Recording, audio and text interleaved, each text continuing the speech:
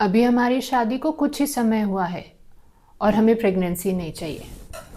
हमारे ऑलरेडी एक बच्चा है और नेक्स्ट बेबी हम जल्दी नहीं चाहते हैं।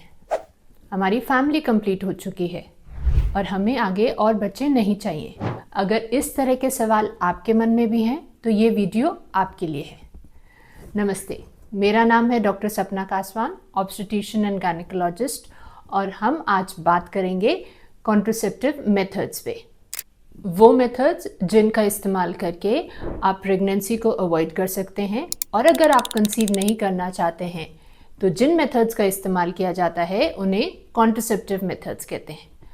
अब कॉन्ट्रासेप्टिव मेथड्स दो तरह के होते हैं, एक तो टेम्पररी मेथड और एक परमानेंट मेथड।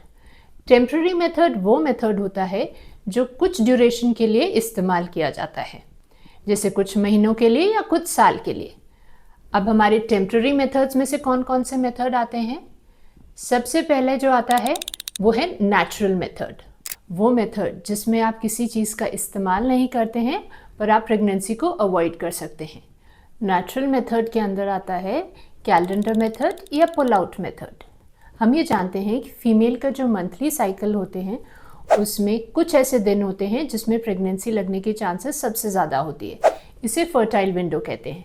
और फर्टाइल विंडो कैलकुलेट कैसे होता है?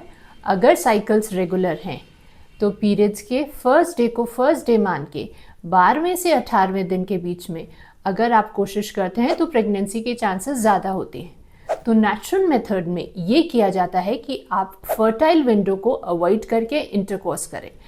अगर फर्टाइल विंडो को अवॉइड किया जाता है तो प्रेगनेंसी की चांसेस कम होती हैं। नेचुरल मेथड में ही आता है पुल आउट मेथड। इस मेथड में मेल पार्टनर इजैकुलेशन के समय फीमेल बॉडी में नहीं इजैकुलेट करके बाहर करता है, यानी इंटरकोर्स के वक्त जब मेल को पार्टनर को ये लगता है कि इजैकुलेशन होने वाला है तो ही pulls the penis out of the female body. अब इन दो मेथड्स के ड्रॉबैक क्या हैं? अगर साइकिल रेगुलर है तो आपको फर्टाइल विंडो का अंदाज़ा है, पर अगर इरेगुलर पीरियड्स हैं तो आप एग्जैक्टली फर्टाइल विंडो नहीं कैलकुलेट कर सकते। कई बार ओवुलेशन फर्टाइल विंडो के अलावा भी, यानी 10वें दिन या 20वें या 21वें दिन हो जाए तो ऐसी कंडीशन में प्रेगनेंसी लग सकती है। जो पुल आउट मेथड है, अगर वो सही समय पर नहीं किया गया तो जो इनिशियल प्रीकम होता है उसमें स्पर्म्स की मौजूदगी होती है, जिससे प्रेगनेंसी की चांस हो सकती है। टेम्पररी मेथड के दूसरे ऑप्शंस में से होता है बैरियर मेथड।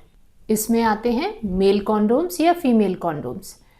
फीमेल कॉन्डोम का इस्तेमाल किया जा सकता है वजाइना में एज अ फीमेल कैप या डायफ्राम की तरह लगाकर। अब इस मेथड के ड्रॉबैक क्या होते हैं? कई बार कपल को ये शिकायत होती है कि कॉन्डोम का इस्तेमाल करने के कारण डिक्रीज इन प्लेजर सेंसेशन होता है।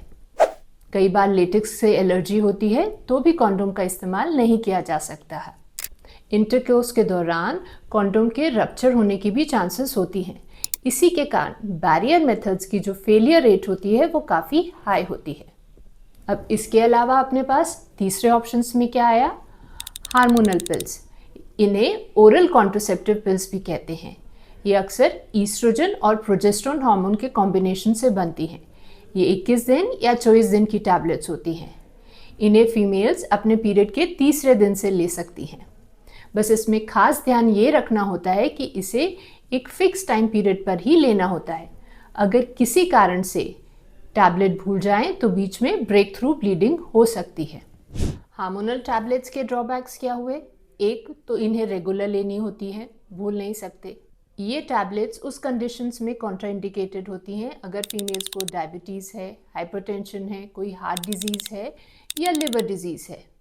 अगर ब्रेस्ट फीड कर रहे हैं तो ओरल कॉन्ट्रासेप्टिव पिल्स नहीं दी जाती हैं, सिर्फ प्रोजेस्टेरोन ओनली पिल्स आती हैं, उनका इस्तेमाल करने की सलाह दी जाती है। और कौन से कॉन्ट्रासेप्टिव मेथड्स हमारे पास अवेलेबल हैं? इंट्रा यूट्राइन कॉन्ट्रासेप्टिव डिवाइस जैसे कॉपर टी या मल्टीलोड। नॉर्मली पीरियड्स के चौथे या 5वें दिन यूट्रस के अंदर कॉपर टी या मल्टीलोड रखा जाता है।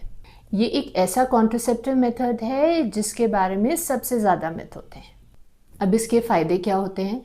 सबसे अच्छी बात तो ये हुई कि ओरल कॉन्ट्रासेप्टिव पिल्स की तरह इन्हें रोज़ लेने वाला झंझट नहीं होता है। हाँ, पर कुछ ड्रॉबैक्स होते हैं। कई फीमेल्स को कॉपर टी लगाने के बाद एक्सेसिव ब्लीडिंग होने की शिकायत होती है, कईयों को लगातार पेट में दर्द रहता है, या कई बार नीचे की साइड वेजाइनल इन्फेक्शन या एक्सेसिव वाइट डिस्चार्ज की भी शिकायत रहती है।